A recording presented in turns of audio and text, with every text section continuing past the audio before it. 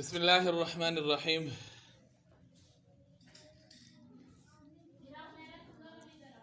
کتاب الآداب،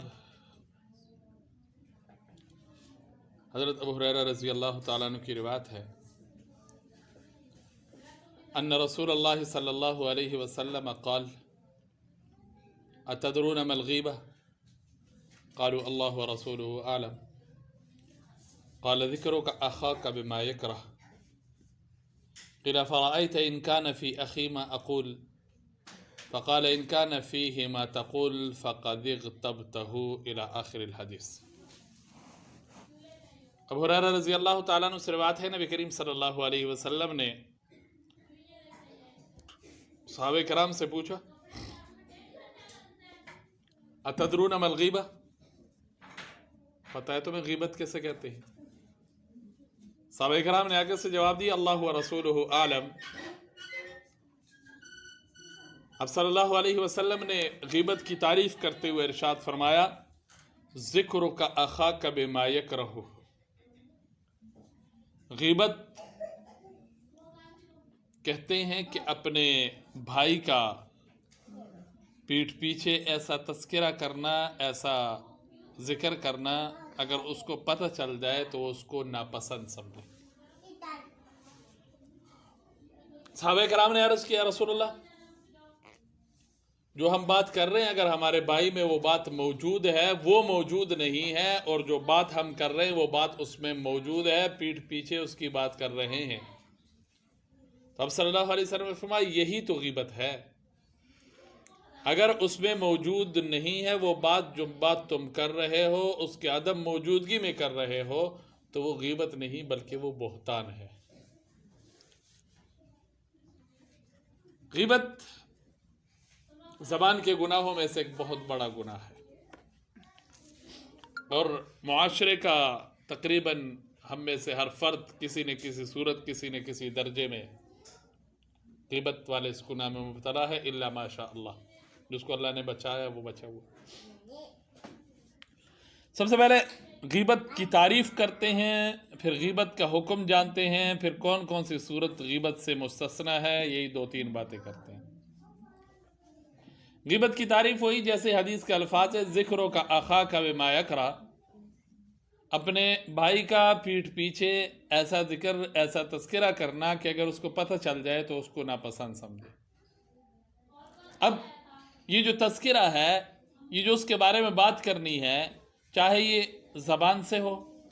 چاہے یہ قلم سے ہو، چاہے اشارے سے ہو،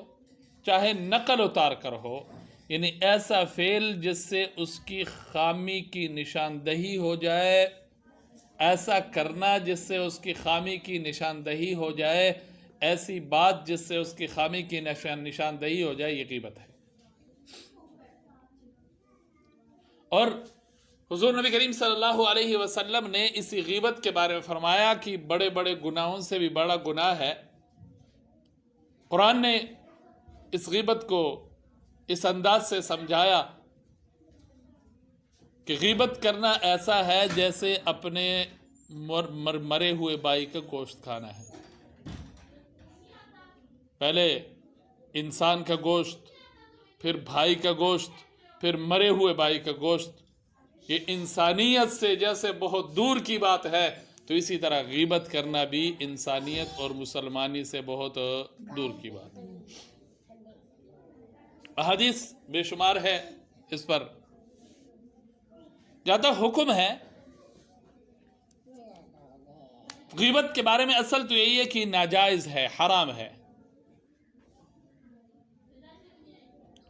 اگر میں جو بات کر رہا ہوں اپنے بھائی کے بارے میں،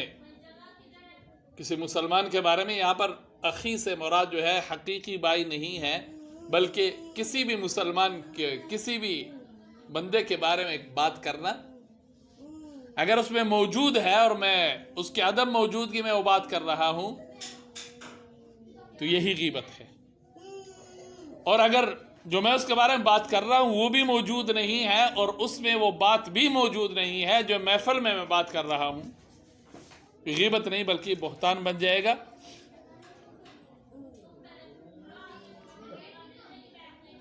اگر آپ کسی کے منہ پر کوئی ایسی بات کہہ دیتے ہیں جو بات اس کو پسند نہیں ہے، لیکن اس کے پیٹھ پیچھے نہیں بلکہ اس کے منہ پر کہہ دیتے ہیں، تو وہ غیبت نہیں ہے۔ ہاں بہتان بن سکتا ہے، بے حیائی کی بات ہو سکتی ہے، اچھی بات نہیں ہے، لیکن وہ غیبت میں داخل نہیں ہے، کیونکہ غیبت کا معنی ذکروں کا اخاک بما یکرہ، ایسے پیٹھ پیچھے بات کر لینا کہ وہاں پر وہ بندہ موجود نہ ہو۔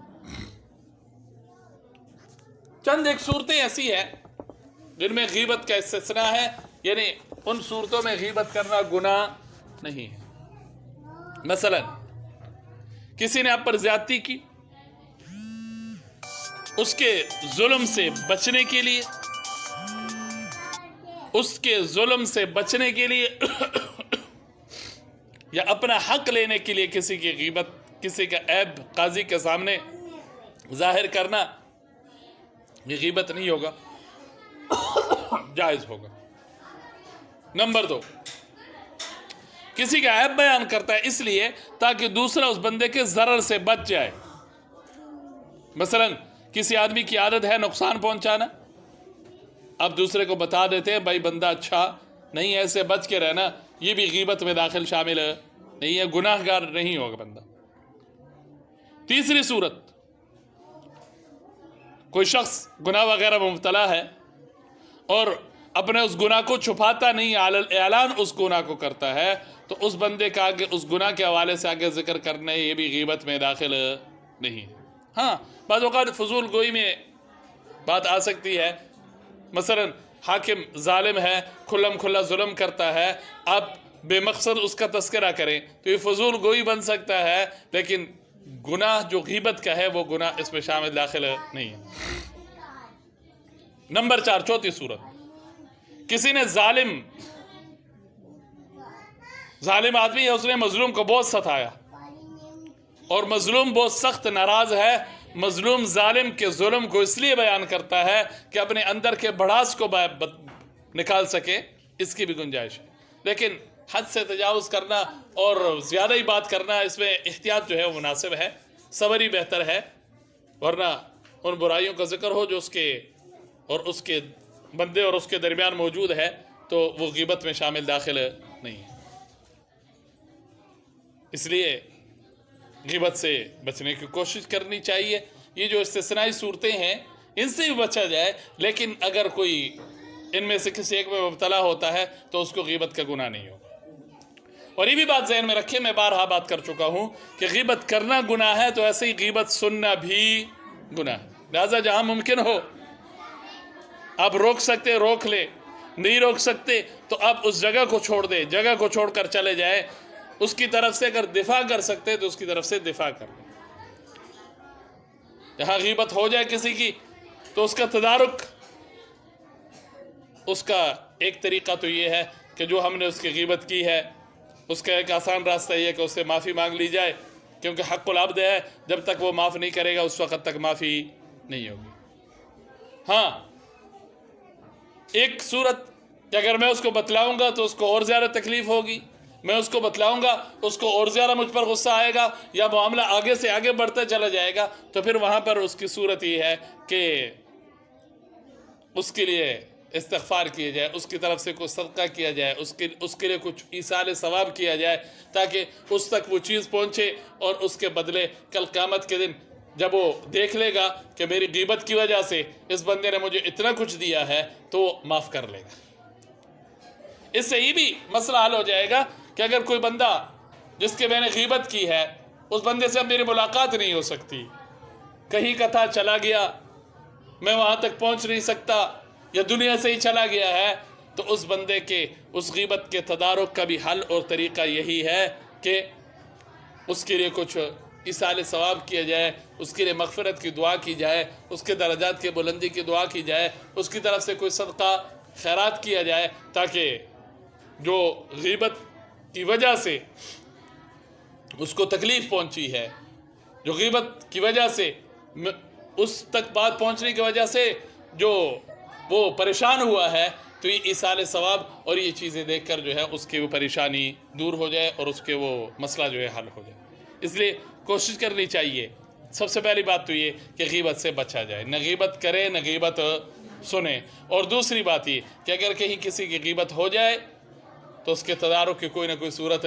اپنا لینی چاہیے، یا تو اگر اس بندے تک رسائی ہو اس سے معافی مانگ لی جائے، اگر اس بندے تک رسائی نہ ہو تو پھر یہی طریقہ جو میں نے آپ کو بتلایا اس طریقے پر عمل کرنے کی کوشش کرنی چاہیے۔